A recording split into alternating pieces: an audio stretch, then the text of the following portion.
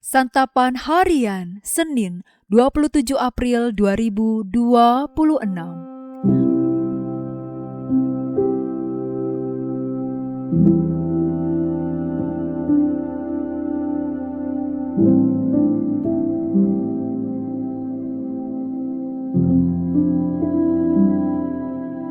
Inilah program Santapan Harian, sebuah program yang mengajak Anda menelusuri isi Alkitab, agar Anda menemukan makna firman Tuhan sesuai dengan konteksnya.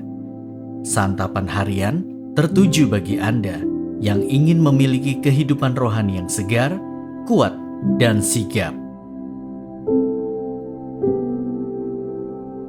Hari ini kita akan membaca Hakim-Hakim pasal yang ke-10, ayat pertama hingga ayatnya yang ke-5. Namun sebelumnya, mari kita berdoa.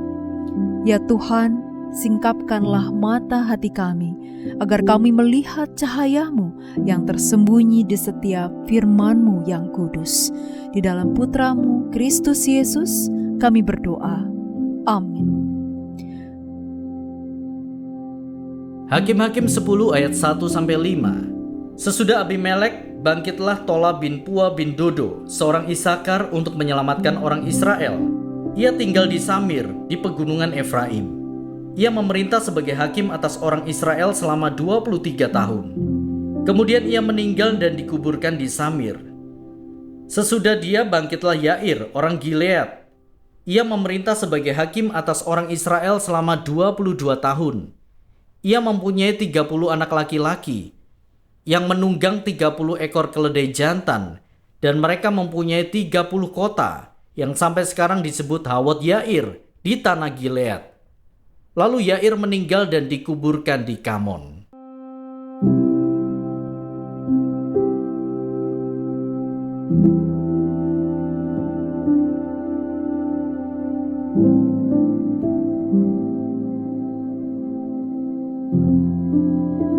Sahabat Scripture Union Indonesia, setelah Abimelek mati, bangsa Israel mengalami kekosongan kepemimpinan.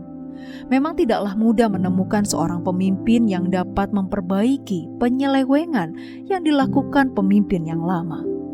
Akan tetapi Allah membangkitkan seorang hakim yang bernama Tola untuk dapat meredam dan menyembuhkan luka orang Israel. Selama 23 tahun ia memerintah atas orang Israel. Kemudian Allah membangkitkan lagi seorang hakim yang bernama Yair, serta memberkatinya dengan banyak anak laki-laki, keledai, dan kota. Selama 22 tahun ia memerintah atas orang Israel. Dalam masa pemerintahan kedua orang ini, bangsa Israel menikmati masa damai dan bahkan tidak mengalami ancaman dari pihak luar. Ini berarti kedua hakim ini sangatlah mampu menjalankan tugas mereka. Walaupun tidak ada banyak informasi tentang mereka, jelas bahwa apapun yang mereka lakukan bagi bangsa Israel sangatlah berkenan di hadapan Tuhan.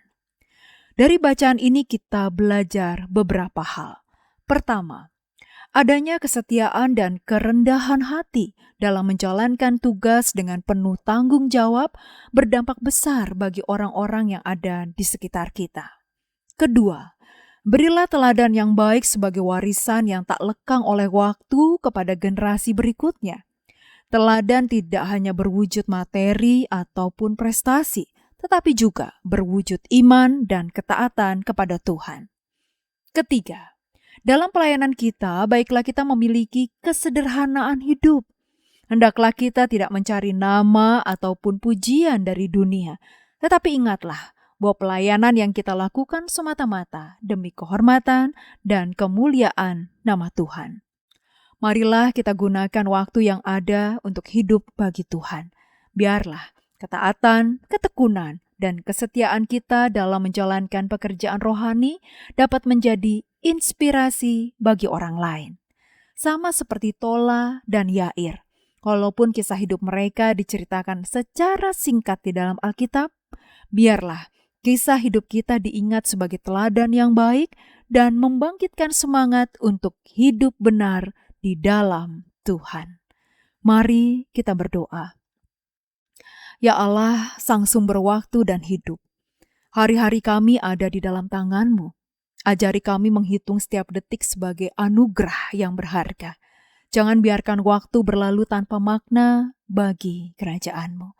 Gerakanlah hati kami untuk hidup bagi-Mu, dalam kerja, dalam kata, dan dalam kasih. Di dalam nama-Mu Yesus, kami memohon. Amin.